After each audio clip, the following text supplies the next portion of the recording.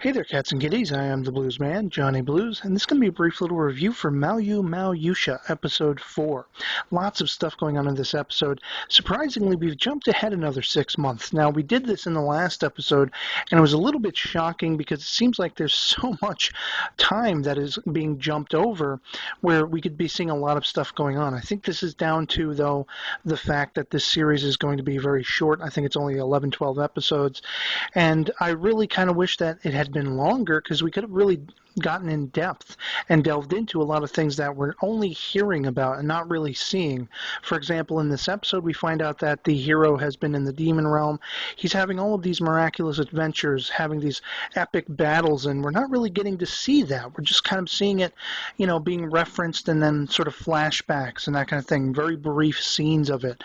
So that is a downside to how short this series is, but it's still very much compelling when we get into what we actually did see in this episode.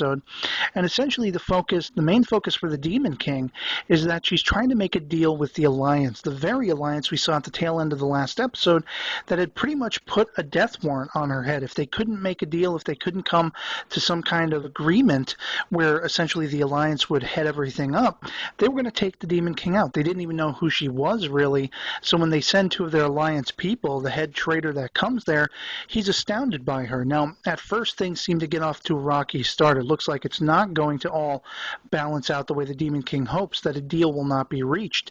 In fact, they brought a bunch of armed soldiers sort of in, dark gear surrounding their little castle or whatever you want to call it, in the worry that, something is going to fail here. Negotiations aren't going to be able to be reached or prosperous, and they, I believe, we're really going to assassinate the Demon King. Now, of course, with her own charm and her intelligence, she does manage to get through to the head traitor, and they end up making a deal over corn. Her second sort of, secret thing up her sleeve after the potato is corn.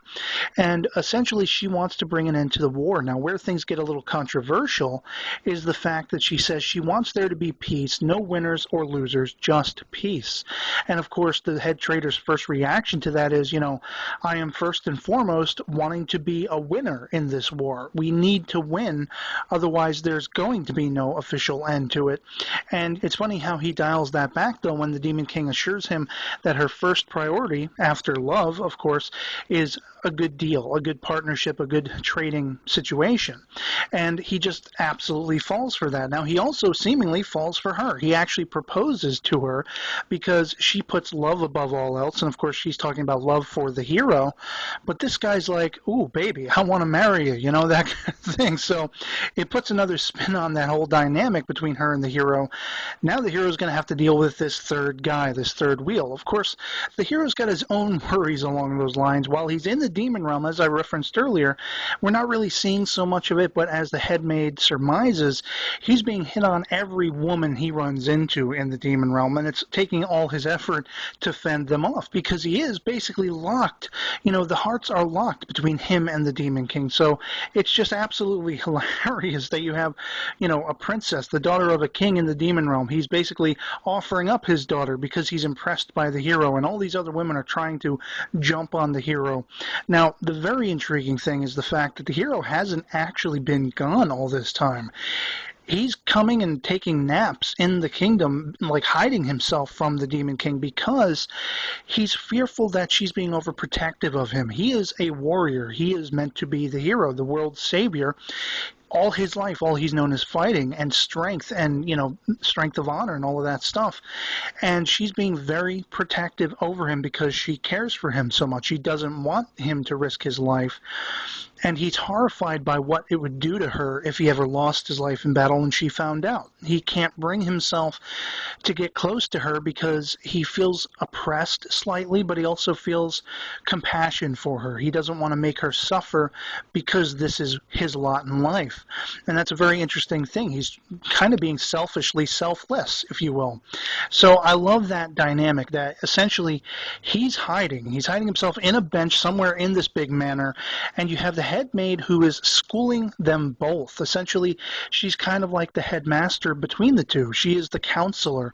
She's trying to talk sense to both the Demon King and the hero, who are just coming from two different directions, and their ultimate goal is the same central point, and they hope that when they reach it, they'll both be there together.